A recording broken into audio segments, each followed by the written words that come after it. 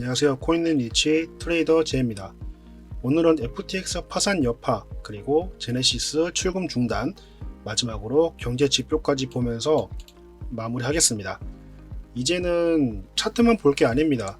매크로도 보셔야 되고 매크로에 대한 충분한 분석과 공부 반드시 하셔야지 지금 변동성이 활발한 시장에서 여러분들이 올바르게 대응할 수 있다는 말씀을 드리면서 이 영상을 보시고 혹시 궁금한 점이 있으시거나 혼자 하기 어려우신 분들, 대응이 필요하신 분들은 영상 하단 링크 참고해 주시고요. 구독과 좋아요 부탁드리면서 바로 출발해 보겠습니다. 일단 파산 여파는 아직 끝나지 않았고 앞으로도 계속해서 이어질 겁니다. 오늘 보셔야 되는 부분은 이제 국내 가상자산 거래소의 거래량이 최대 5분의 1까지 감소했고요. 다만 우리나라 거래소는 현물 거래소이기 때문에 반대로 현물의 자금 유출로 인해서 선물 거래소로 들어왔을 가능성도 고려하셔야 됩니다. 매크로를 보게 되면 지금 롱보다는 숏이 많이 유리한데 이거에 대한 무리한 베팅도 나오기 때문에 반대로 생각해보면 숏 물량을 덜어내고 롱으로 단기적인 변동성이 나올 가능성도 꼭 체크하시면서 대응을 하셔야 한다는 말씀을 드리겠습니다.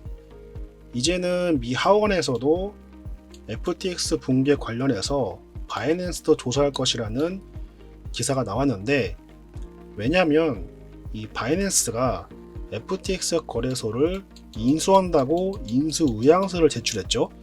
하지만 곧바로 번복을 하면서 인수를 안 할 것이다 라면서 일축했습니다.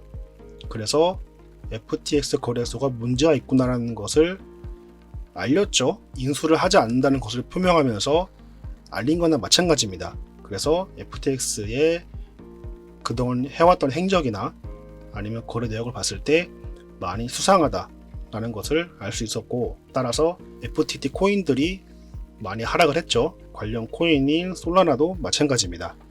여기에 알라메다의 FTT 전량 매각도 보고 있는데, 왜냐면 FTT를 많이 보유하고 있다는 기사가 나오자마자 알라메다는 바로 매도를 했다. 이것도 중요합니다.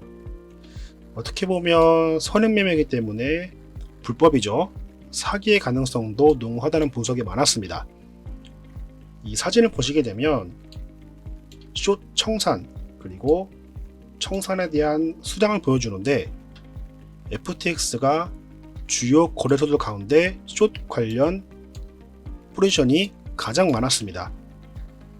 보시게 되면 자료를 보더라도 한눈에 알 수 있죠. 그렇기 때문에 이 의도적으로 먼저 파악한 다음에 반대로 취하지 않았을까라는 부당이익 가능성도 제기되는 흐름에서 아까 말씀드렸지만 이 선행매매에 대한 부분 굉장히 중요합니다. 이게 만약에 확정이 되면 당연히 불법이기 때문에 관련 조사가 철저하게 이루어질 것으로 예상을 하고 있습니다. 그러면 시장은 호재보다는 악재로 이어질 가능성이 더 높겠죠.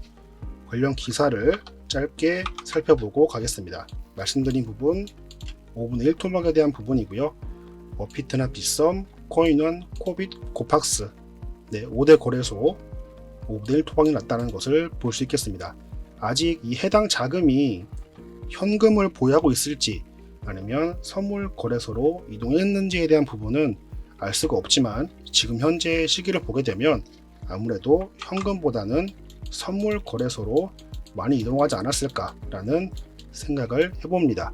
그러면 선물 거래소는 현재 활발하게 잘 진행이 되고 있다는 것도 같이 체크하시면 좋겠죠. 두 번째는 이제 바이낸스 역할도 굉장히 중요하다.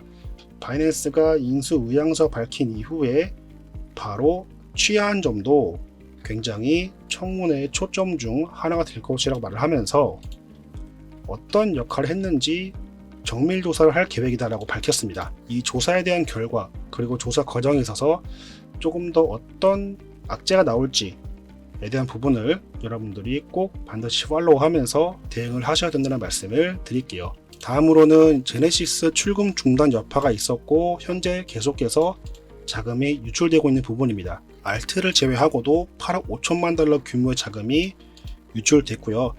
2억 3천만 달러 스테이블, 3억 7천만 달러 비트, 2억 5천만 달러 이더 등 출금이 이루어졌고 계속해서 출금은 이루어지고 있습니다. 중요한 거 몇 문장 보게 되면 테드에서는 제네시스 출금 정지 영향이 없다고 말을 했고요. FTX 사태로 비정상적 출금 요청이 세도가 됐다는 것, 이 비정상적이라는 것은 개인이 아닙니다. 개인이 아니고 자금이 큰 고래나 아니면 거래소 자금, 이 거래소 자금이 갑자기 한 번에 몰리게 되면 비정상적 출금으로 잡히기 때문에 이 자금 유출의 의도가 궁금해져야 되고 알아야 될 부분입니다. 여기에 블록파이도 수일 내에 파산 신청할 듯, 지금 FTX 말고도 크립토닷컴이나 블록파이 등 거래소 문제가 많은 거래소가 많죠. 그래서 투명성을 밝히기 위해 자산 공개를 하고 있는 거래소도 많고요. 아직까지 공개를 하지 않은 거래소도 있습니다. 그렇기 때문에 바이낸스도 지금 FTX와 엮이면서 안전하지 않다는 시장의 분석이 있기 때문에 다른 거래소도 마찬가지로 여러분들이 주의하셔야 되는 말씀을 드릴게요. 마지막으로 경제 지표를 보도록 하겠습니다. 전일 보시게 되면 소매 판매 지수, 근원 소매 판매 지수, 소매 판매, 그리고 조금 중요하게 봐야 되는 부분이 이제 소비자 물가 지수. 어제 발표 자료입니다. 소비자 물가 지수가 역사상 영국은 최대치를 기록을 했습니다. 예상치보다 높게 나왔죠.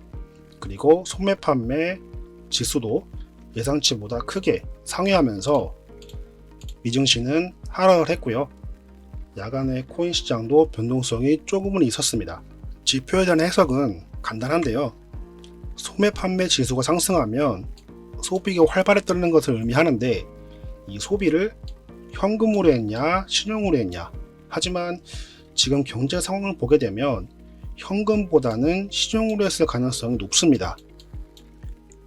당장은 이제 소비가 활발하다라고 인식을 할 수 있겠지만, 이 신용을 썼다는 게 확인되면 신용은 뭡니까? 꼭 나중에 갚아야 되는 금액이죠.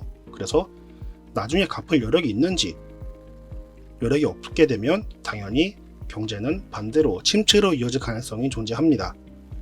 어제만 봤을 때는 소비가 활발하다는 것을 인식을 했기 때문에 금리가 조금 더 올라가도 괜찮을 것이라는 분석이 나왔고요.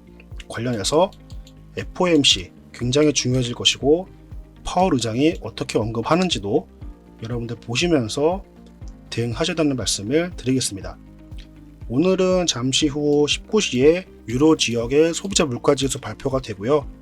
22시 30분에는 건축 승인 건수, 필라델피아 여는 제조 활동 지수, 신규 실업수당 초안 건수 발표되면서 해당 지표에 따라서 예측치보다 상회하는지 하회하는지 체크하시면서 변동성 보시면 될 것 같다는 말씀을 드리겠습니다. 이 영상이 되게 짧지만 보시고 나서 이런 것들도 있구나, 보신 후에 계속해서 공부를 하셔야 돼요. 공부를 하셔야지 이 어려운 시장에서 올바르게 투자할 수 있고, 올바르게 투자하게 되면 당연히 좋은 결과로 이어질 수 있다는 말씀을 강조하면서 오늘 시황 영상 마무리하겠습니다.